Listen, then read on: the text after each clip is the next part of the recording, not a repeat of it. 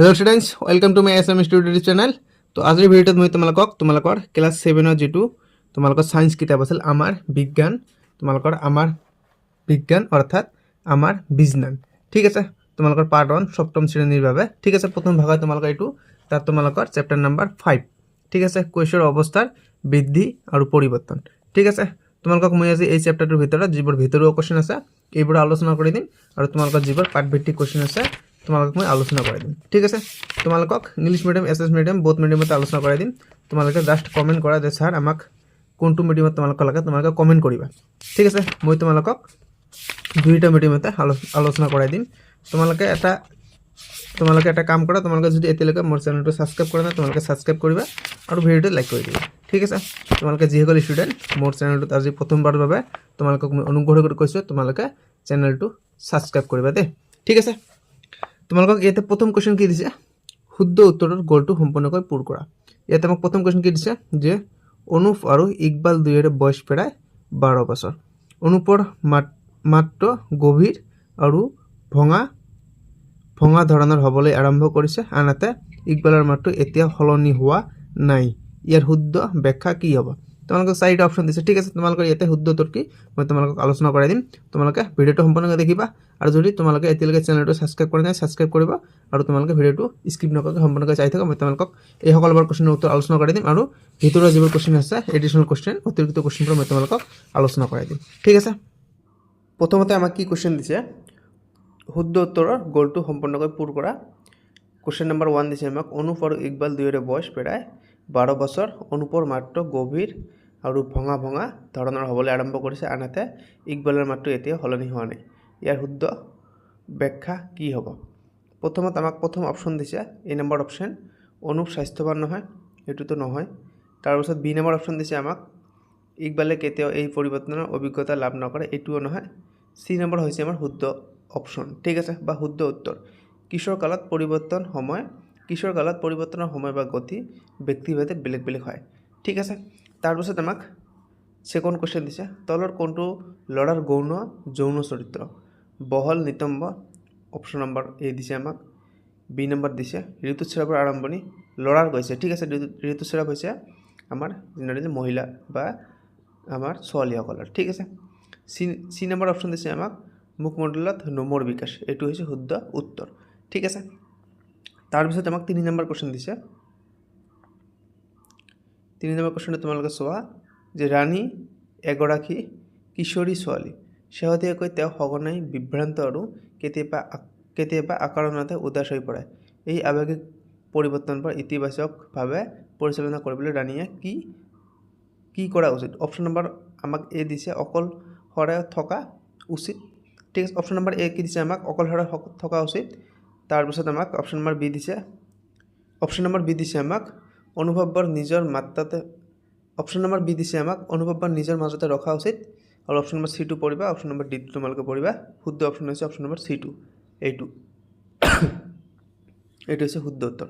ঠিক আছে শুদ্ধ উত্তৰটো কি সংগীত বা ক্ৰিয়াত অংশগ্ৰহণ কৰা উচিত আৰু বিশ্বাসযোগ্য প্ৰাপ্তবয়স্ক ব্যক্তিৰ সৈতে সেই বিষয়ে কথা পতা উচিত তাৰ পিছত আমাক 4 নম্বৰ কোৱেশ্চন দিছে কৈশোৰ কালত ডিজিটেল সঁজুলি অত্যাধিক ব্যৱহাৰৰ প্ৰভাৱ কি হ'ব পাৰে টোপনি ভাল হ'ব পাৰে তাৰ পিছত স্বাস্থ্যৰ ক্ষতি হ'ব পাৰে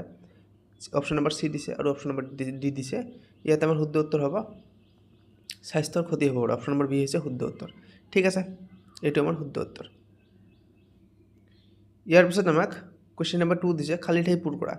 নম্বৰ 1ত কি দিছে যে ডেশ হৈছে জীৱনৰ সেই পৰ্যায় য'ত এক প্ৰজননক্ষম প্ৰাপ্তবয়স্ক ব্যক্তিলৈ বিকশিত হোৱাৰ বাবে এগৰাকী শিশুৰ শৰীৰৰ আভ্যন্তৰীণ আৰু বাহ্যিক পৰিৱৰ্তনবোৰ ঘটে এইটো হৈছে আমাৰ কৈশোৰ কাল ঠিক আছে কৈশোৰ কাল তাৰ পিছত আমাক সেকেন্ড কোৱেশ্চন দিছে ডেশ হৈছে সেইবোৰ বৈশিষ্ট্য যিবোৰ পুৰুষ বা মহিলাক পৃথক কৰাত সহায় কৰে কিন্তু এইবোৰ প্ৰজননৰ লগত প্ৰত্যক্ষভাৱে জড়িত নহয় ইয়াত আমাৰ খালি ঠাইত হ'ব বা খালি বাকচত হ'ব যৌন চৰিত্ৰ ঠিক আছে এটা আমাৰ শুদ্ধ উত্তৰ তাৰ পিছত আমাক কোৱেশ্চন নম্বৰ 3 দিছে নিম্নলিখিত বিবৃতিসমূহ সত্য নে অসত্য উল্লেখ কৰি তাৰ কাৰণ ব্যাখ্যা কৰা শৰীৰত কেশৰ বৃদ্ধিৰ সময় আৰু ধৰণ প্ৰতিগৰাকী কিশোৰীৰ বাবে বেলেগ হয় এইটো সত্য একে নহয় ঠিক আছে কাৰণটো ইয়াতে দিছে প্ৰতিগৰাকী কিশোৰ কিশোৰী জিনীয় গঠন আৰু হৰমনৰ ক্ৰিয়া বেলেগ বেলেগ হোৱাৰ বাবে তেওঁলোকৰ শৰীৰত নোমৰ বিকাশ বা বৃদ্ধিৰ সময় ভিন্ন হ'ব পাৰে ঠিক আছে আৰু আমাক ছেকেণ্ড কুৱেশ্যন দিছে তোমালোকে এইটো পঢ়া যে ছোৱালীয়ে মাহেকীয়া সময়ত দৈনন্দিন কাম কাজবোৰ কৰিব পাৰে এইটো আচলতে শুদ্ধ নে অশুদ্ধ আমি এতিয়া পঢ়িম উত্তৰটো পঢ়িম ইয়াৰ উত্তৰ হৈছে সত্য ঠিক আছে কাৰণটো ঋতুস্ৰাৱ এক কাৰণ কি দিছে ঋতুস্ৰাৱ এক স্বাভাৱিক শাৰীৰিক প্ৰক্ৰিয়া এই সময়ত ছোৱালীয়ে নিয়মিত কাম কাজ পঢ়া শুনা আৰু খেলা ধূলা কৰাত কোনো বাধা নাথাকে বৰং সক্ৰিয় হৈ থকাটো স্বাস্থ্যৰ বাবে ভাল তাৰপিছত আমাক 3 নম্বৰ প্ৰশ্ন দিছে মহিলাৰ ঋতুস্ৰাৱ গোটেই জীৱন জুৰি চলি থাকে অসত্য গোটেই জীৱন জুৰি চলি নাথাকে ঠিক আছে কাৰণ দিছে মহিলাৰ ঋতুস্ৰাৱ গোটেই জীৱন জুৰি নচলে সাধাৰণতে 45 পৰা 55 বছৰ বয়সত ঋতুস্ৰাৱ স্থায়ীভাৱে বন্ধ হৈ যায় যাক ৰজনীবৃত্তি ঠিক আছে বলা হয় আমাক কোৱেশ্চন নম্বৰ 4 দিছে তলৰ শব্দ শৃংখলাটো সমাধান কৰা ঠিক আছে ইয়াত এইটো আমাক কোৱেশ্চন দিছে সমাধান কৰিব কৈছে ঠিককৈ কি হ'ব ইয়াত আমাক কোৱেশ্চন দিছে যে সিগাৰেট বিড়ি বা গুটকা ৰূপত পোৱা এবিধ নিচাযুক্ত আৰু ক্ষতিকাৰক পদাৰ্থ উত্তৰ হৈছে ধপাত ঠিক আছে তাৰপিছত আমাক 3 নম্বৰ দিছে তোমালোকে এইটো চোৱা যে ডিজিটেল সঁজুলি সামাজিক মাধ্যম বা অনলাইন প্লেটফৰ্ম ব্যৱহাৰ কৰি আনক হাৰাশাস্তি কৰা কাৰ্য ঠিক আছে ইয়াৰ উত্তৰ ইয়াতে দি আছে আমাৰ এইটো হৈছে আমাৰ ইয়াৰ উত্তৰ হৈছে আমাৰ সাইবাৰ উৎপীড়ন ঠিক আছে তাৰপিছত আমাক কোৱেশ্চন নম্বৰ 4 দিছে কৈশোৰ কালত শৰীৰৰ ছালখনে অধিক তৈলযুক্ত পদাৰ্থ নিঃসৰণ কৰাৰ ফলত মুখমণ্ডলৰ ছালত হোৱা এক অৱস্থা সালমন ঠিক আছে ইয়াৰ উত্তৰ হৈছে সালমন তাৰপিছত আমাক কোৱেশ্চন নম্বৰ 5 দিছে ঋতুস্ৰাৱক সাধাৰণ ভাষাত কি বুলি জনা যায় এইটো হৈছে আমাৰ মাহেকীয়া বুলি জনা যায় ঠিক আছে তাৰপিছত আমাক কোৱেশ্চন নম্বৰ 6 দিছে ঋতুচক্ৰৰ দশা য'ত কিশোৰী দেহৰ পৰা তেজ নিৰ্গত হয় এইটো হৈছে ঋতুস্ৰাৱ ঠিক আছে তাৰপিছত আমাক কোৱেশ্চন নম্বৰ 8 দিছে এইটো পঢ়া তোমালোকে যে শৰীৰত উৎপন্ন হোৱা বিশেষ ৰাসায়নিক পদাৰ্থ যিয়ে কৈশোৰ কালত হোৱা বৃদ্ধি আৰু পৰিৱৰ্তনবোৰ নিয়ন্ত্ৰণ কৰে এইটো হৈছে হৰমন ঠিক আছে ইয়াৰ পিছত আমাক ছেকেণ্ড কোৱেশ্চন দিছে যে খাদ্যত থকা এবিধ পুষ্টিকৰ পদাৰ্থ যিয়ে ৰক্তহীনতা প্ৰতিৰোধ কৰে এইটো হৈছে আমাৰ লৌহ তাৰপিছত কোৱেশ্চন নম্বৰ 7 দিছে আমাক যে মহিলাৰ জীৱনৰ সেই পৰ্যায় য'ত ঋতুস্ৰাৱ স্বাভাৱিকভাৱে বন্ধ হৈ পৰে ইয়াৰ উত্তৰ হৈছে ৰজনীবৃত্তি আমি এতিয়া পঢ়ি আহিলোঁ যে যিকোনো মহিলাৰ 45 পৰা 55 বছৰৰ ভিতৰত ঋতুস্ৰাৱ বন্ধ হৈ যায় ইয়াক আমি ৰজনীবৃত্তি বুলি কোৱা হয় বা ইয়াক আমি ৰজনীবৃত্তি বুলি কওঁ কোৱেশ্চন নম্বৰ 9 দিছে আমাক বাল্যকাল আৰু প্ৰাপ্তবয়স্ক কালৰ মাজৰ জীৱনৰ বিশেষ পৰ্যায় হৈছে কৈশোৰকাল তাৰপিছত কোৱেশ্চন নম্বৰ 10 দিছে